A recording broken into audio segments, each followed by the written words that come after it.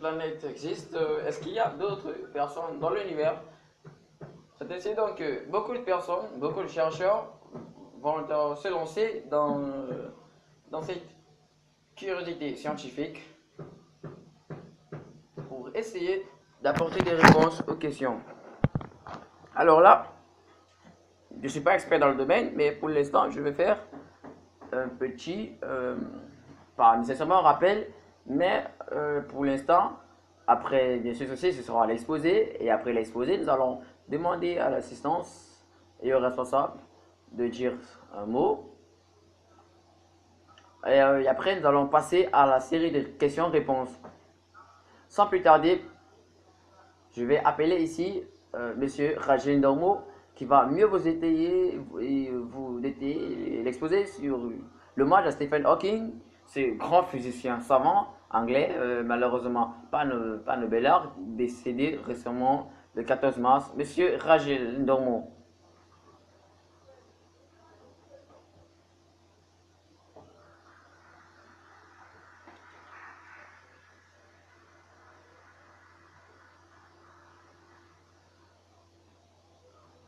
Alors, merci.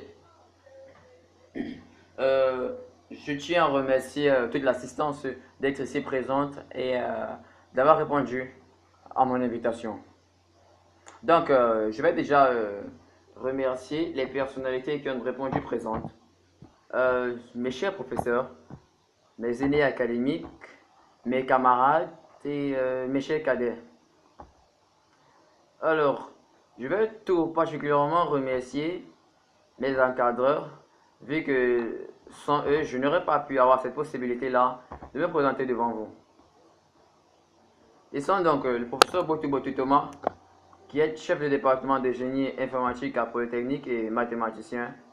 Nous avons également le professeur Kofan Echimoléan Crépin, chef de laboratoire de mécanique, matériaux, structure, et le docteur Mamad Saleh, physicien cosmologue à Maroua. Alors, avant de continuer, je vais aussi remercier la chaîne de télévision Canal 2 International pour ce suivi qu'ils ont donné à mon égard et l'encouragement à la jeunesse à se rapprocher du domaine scientifique, du domaine des sciences fondamentales, particulièrement. Merci. Et aussi à l'ambassade de la Grande-Bretagne par représenter ici, mais qui a répondu présente.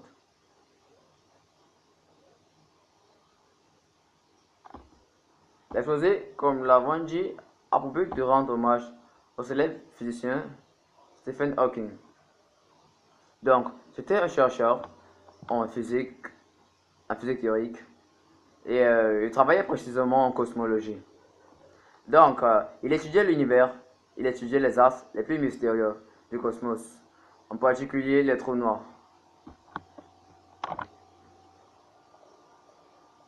Durant cet exposé, nous allons débattre suivant trois axes. Le premier, c'est en quoi la cosmologie était importante pour un jeune Camerounais passionné des sciences. Alors, le deuxième, ce sera de présenter les défis de la cosmologie moderne. Et enfin, nous allons faire une bibliographie de la vie de Stephen Hawking. Voilà. Mais avant, faisons un peu de définition et des rappels. Tout d'abord, la physique d'après Wikipédia. C'est la science qui tente de comprendre, de modéliser et d'expliquer les phénomènes du monde qui nous entoure. Cela peut être cette salle de Polytechnique, cela pourrait être une région, cela pourrait être une salle. Alors, elle permet aussi de comprendre l'univers et aussi de suivre son évolution. Voilà. Maintenant, il faudrait qu'on se pose la question, qu'est-ce qui pousse l'homme à étudier l'univers? Tout d'abord, nous avons la curiosité. L'homme est de nature curieuse et voudrait toujours savoir ce qui l'entoure. De quoi sont faits les objets qui entourent l'homme? L'homme voudrait aussi rechercher la vie. Serait-ce possible que la Terre soit la seule planète habitable? Ou alors, y en aurait-il d'autres? Aurait-il d'autres univers? Et enfin, l'homme aime relever les défis. L'homme voudrait étudier les mystères qui font de l'univers ce qu'il est. Bon, pour ce qui est de l'histoire de la cosmologie, si nous étudions ses prémices, c'est-à-dire ses tout débuts, nous allons remonter à l'époque de 1543, où nous avons Nicolas Copernic qui a été le premier à proposer que l'univers serait hélicentrique, c'est-à-dire l'univers tournerait autour du Soleil. Parce qu'avant lui, on se dirait que la Terre était le centre de l'univers et toutes les étoiles et planètes tournaient autour de la Terre. Mais lui, il a été ce premier-là à proposer que ce soit le Soleil qui soit le centre et les planètes qui gravitent autour. Alors, Galilée s'est appuyé sur son travail et cela lui a coûté la vie vu que les prêtres n'étaient pas d'accord avec son hypothèse. En 1610, nous avons Johann Kepler qui a proposé un univers infini en se basant sur les étoiles la nuit. Il constatait que les étoiles étaient suffisamment petites et reculées. Donc il a donc supposé l'univers infini. Nous avons Isaac Newton en 1687 qui a établi les équations et les lois de la physique qui régissent les mouvements des corps à grande échelle. Donc le mouvement des planètes, des étoiles, et ainsi de suite. Donc là, voilà donc comment est-ce que la cosmologie a débuté dans ses prémices. Pour faire la recherche dans le domaine, tout a commencé à travers la théorie d'Albert Einstein, qui en 1905 a émis sa théorie de la relativité restreinte. Il a supposé dans cette théorie que l'espace et le temps formeraient une même entité que l'on appelle espace-temps. Alors cet espace-temps serait donc de 4 dimensions, c'est-à-dire 3 de l'espace et une de temporelle. Bien, en 1915, 10 ans plus tard, il va généraliser sa théorie selon le concept de relativité générale. Et d'après cette théorie, il va supposer que l'espace-temps peut être modélisé à travers ce qu'il appelle le tissu spatio-temporel.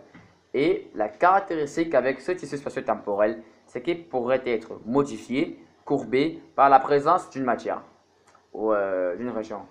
Bien, là, il appelle donc tissu spatio-temporel.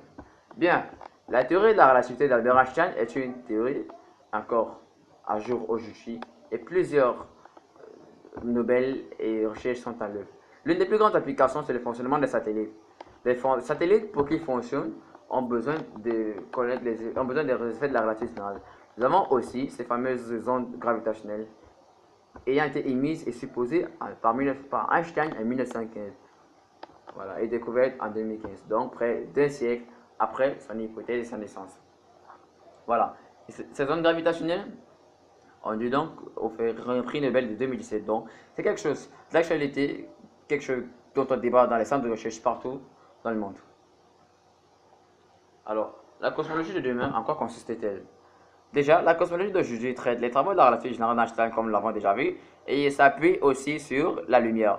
Nous savons que la lumière est une onde électromagnétique qui se propage.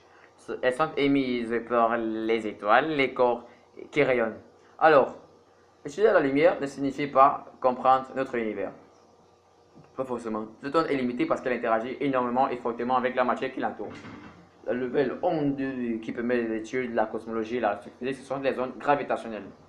Les ondes gravitationnelles ont de la caractéristique là qu'elles ne circulent pas sur l'espace-temps, mais à l'intérieur de l'espace-temps lui-même.